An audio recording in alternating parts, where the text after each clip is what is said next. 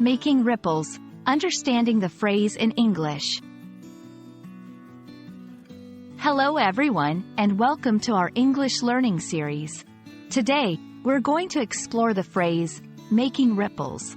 This is a common expression in English, and understanding it can really help you sound more like a native speaker. So, let's dive in and discover what this phrase means and how you can use it in your daily conversations. The phrase, making ripples, is a metaphor. It's derived from the physical phenomenon of ripples in water.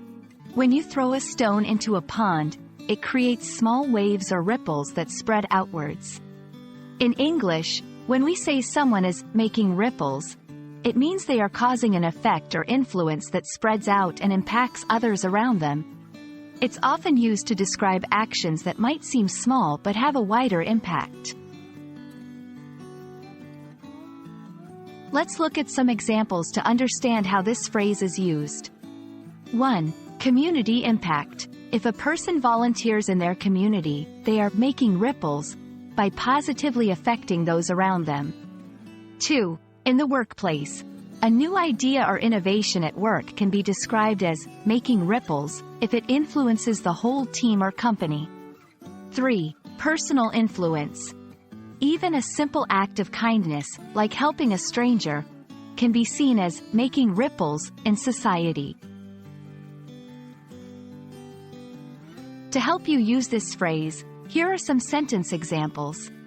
Her speech about environmental conservation is really making ripples in our community. The CEO's innovative approach is making ripples throughout the industry. You might not realize it, but your positive attitude is making ripples among your friends.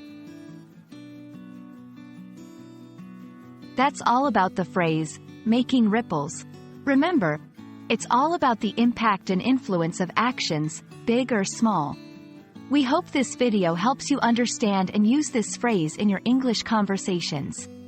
Keep practicing, and soon you'll be making ripples with your English skills.